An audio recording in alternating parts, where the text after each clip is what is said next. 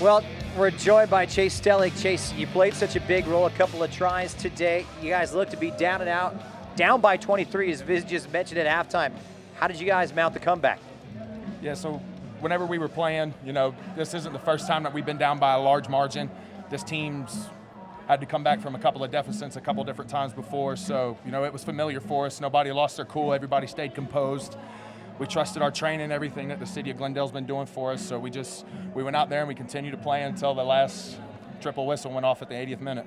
Now, Chase, you get a great coaching staff here. What was said in the locker room to get you guys fired up to come out and go all gangbusters here in the second 40? Yeah, so the coaches were just telling us in the second 40, just trust your training.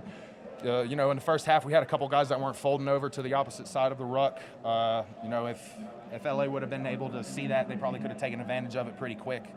The coaches were just telling us to trust the training, do what we've been trained to do. And then, the players were just talking to each other. We got what we needed to be done. And, even though we didn't come out with the result we wanted, we're happy with how we played. Let's look at this season in its overall balance here. I mean, this is very much an experiment put into theory and now into practice. It's been so interesting to watch you guys. Can you talk about the growth? How have you guys grown? And what is your overall thoughts of this Colorado XO crossover academy so far? I remember coming out on this pitch back in November for the first camp we ever had. Nobody really knew how to pass the ball. Nobody really knew what the heck was going on. And then we come back in January. We know a little bit, but we don't know much. And then just the growth that this team, each individual has been able to have. I'm proud of everybody, and I'm damn proud to be at XO. And what's the future look like for you, Chase, in this sport and for the rest of this XO squad? I think it's bright for everybody. I think this season's been real big with proving that American football players, just American athletes in general, can understand and play the game of rugby at a high level. We've been able to compete over our last 5-6 matches with high caliber teams, not able to pull out the result we look for in all of them, but we're right there at it. We're right where we need to be.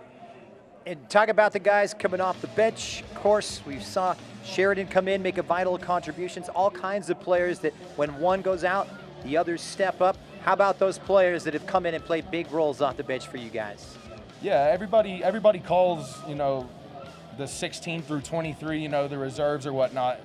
We call them the finishers because those are the guys that got to come in whenever the first 15 have to come out. You got to go in there and you got to finish the game.